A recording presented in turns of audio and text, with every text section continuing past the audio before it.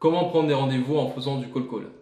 Bonjour à tous et bienvenue dans cette vidéo. Je m'appelle Fahim Hassani, je suis le fondateur d'agence de prospection Monsieur Lead. Donc Monsieur Lead, nous on est une agence de prospection. Notre métier consiste justement à faire du call call en externe pour des entreprises afin de les aider à obtenir plus de clients, plus de rendez-vous et ainsi pouvoir se développer.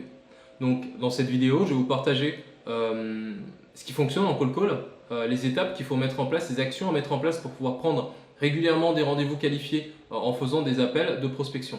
Et vous allez remarquer que je ne vais pas énormément parler de script, de traitement d'objections, parce que tout ça c'est de l'ordre de la tactique, c'est des choses que vous faites au quotidien pour ajuster. Mais vraiment le gros du succès en prospection vient de tout ce qu'on fait avant même de prendre l'appel pour chercher à générer des rendez-vous. Donc la première étape, c'est une étape préliminaire qui consiste à d'abord trouver une personne qui va être dédiée à votre prospection. La prospection, ça fonctionne sur deux grands principes. Le premier, c'est le volume. Il faut vous contacter un nombre suffisamment important de personnes pour pouvoir générer suffisamment d'opportunités. Et le deuxième principe, c'est la constance, la continuité. Et ça ne s'applique pas uniquement à la prospection. Il faut que vous soyez régulier dans ce que vous faites. Si vous prospectez lundi de cette semaine, mais qu'ensuite il n'y a plus d'appels qui se passent pendant 2-3 semaines, et puis ensuite vous revenez après, vous essayez de faire 3 sessions sur une semaine, et puis ça ne marchera pas comme ça. Vous n'allez pas pouvoir générer suffisamment d'opportunités, vous n'allez pas pouvoir rester motivé avec le temps, et surtout les efforts que vous allez fournir ne vont pas forcément avoir un impact significatif dans le chiffre d'affaires que votre entreprise va pouvoir générer. Donc en fait, vous allez abandonner. Donc ce qui se passe en prospection, ce qui marche le mieux, c'est d'avoir une personne dédiée uniquement à ça. Souvent, on appelle ces personnes des SDR, donc Sales Development Representative, ou bien des téléprospecteurs, des commerciaux sédentaires, donc des personnes pour qui le métier c'est uniquement de prendre le téléphone, d'appeler des inconnus pour pouvoir générer des opportunités pour l'entreprise. Ça, quand vous allez avoir cette personne, elle peut être en interne, en recrutement, du coup, soit un téléprospecteur, un SDR ou un business developer qui va s'en occuper, ou bien en l'externalisant, où justement, nous, quand je vous dis que c'est notre métier, c'est que justement, des entreprises viennent nous voir pour nous externaliser cette partie-là. Comme ça, ils peuvent se concentrer sur leur cœur de métier, sur leurs clients, mais quand même avoir régulièrement des rendez-vous qualifiés pour le développement de la structure. Et ensuite, après avoir vu ça, le deuxième point, c'est de bien comprendre les clients que vous souhaitez adresser. Donc peut-être qu'on vient de vous recruter dans l'entreprise ou peut-être que vous êtes des gens de la structure qui veut mettre en place des actions de prospection. Quoi qu'il en soit, il faut quand même que vous passiez un petit moment pour vous assurer de bien comprendre les personnes que vous allez appeler. Souvent, nous, ce qu'on constate quand on a des personnes qui viennent nous voir pour externaliser leur prospection, c'est que la quasi-totalité des entreprises ont une vision, on va dire, divergente par rapport à leurs clients sur les vraies motivations, les vrais problèmes, les vrais sujets qui les ont amenés à travailler avec eux. On va avoir le fondateur ou la personne qui a monté le produit ou le service qui va avoir sa vision.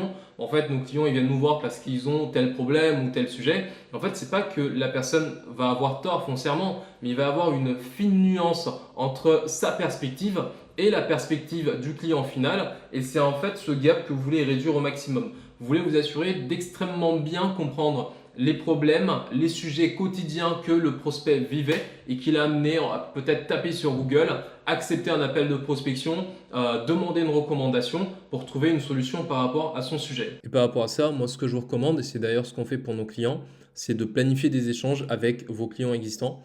Donc vous allez les contacter, vous leur proposez un échange en 5 minutes, en un appel audio, ça peut suffire pour pouvoir en fait leur poser ces 3 grandes questions. Donc avant de travailler avec nous, comment est-ce que vous faisiez pour obtenir soit tel résultat ou gérer telle problématique? C'était quoi le contexte ou les problématiques qui vous ont amené à considérer notre produit ou notre service? Ou bien, même si aujourd'hui ça peut vous sembler évident, mais pourquoi est-ce que vous n'avez pas choisi de faire vous-même? Pourquoi vous ne l'avez pas internalisé? Pourquoi vous avez préféré externaliser cette partie-là du boulot? Et donc ça va vous donner déjà des réponses à des objections. Typiquement, les personnes qui vont vous dire en fait on préfère le faire en interne, vous aurez des réponses qui seront simplement donc ce que vos clients vous ont dit. Et puis là, sur le contexte ou les problématiques, ça va vous permettre, en fait, même les deux premières questions vont vous permettre de poser votre accroche et également la manière de pitcher votre solution. Nous, nos clients, ils ont problème 1, problème 2 ou problème 3. Est-ce que c'est des sujets qui vous font écho actuellement ou pas du tout? Donc là, vous allez prospecter en utilisant directement les mots de vos clients. Et en matière d'efficacité, il n'y a pas mieux pour prendre rapidement des rendez-vous en faisant du call call. Ensuite, quand vous avez une idée claire des motivations, des problèmes qui amènent les personnes à externaliser des sujets de votre côté, il vous faut maintenant obtenir une liste d'entreprises et de personas, c'est-à-dire un nom, prénom, un intitulé de poste qui correspond à vos clients. Typiquement, si la plupart de vos clients, c'est par exemple des agences immobilières, du coup, il va vous falloir une liste avec les agences immobilières de la région que vous souhaitez cibler, avec peut-être le nom, prénom du gérant, si c'est le gérant que vous souhaitez cibler, du directeur commercial, si c'est plutôt la partie commerciale que vous voulez cibler, et comme ça, vous allez pouvoir donc contacter ces personnes. Il vous faudra également donc obtenir l'email et le numéro de téléphone des personnes que vous souhaitez appeler. Donc, si jamais vous prospectez des boîtes, on va dire, pas mal digitalisées ou qui sont dans les grandes villes, les grandes métropoles, souvent c'est beaucoup plus facile d'obtenir les lignes directes de ces personnes en utilisant des plateformes comme Full & Reach notamment. Si votre prospection s'adresse à des entreprises qui ne sont pas énormément digitalisées, là il faudra passer par le standard pour pouvoir connecter avec les bonnes personnes. Il y a une vidéo qui a été faite sur la chaîne, en fait je l'ai tournée aujourd'hui juste avant celle-là, qui vous présente des outils comme Faro et Full & Reach qui vous ont pour objectif de vous aider à créer des listes de prospection et les enrichir afin de pouvoir donc répondre à cette deuxième étape et faire des listes de prospection qualitatives pour lancer vos actions. Ensuite maintenant vient les appels. Donc vous avez une personne qui est dédiée aux appels de prospection.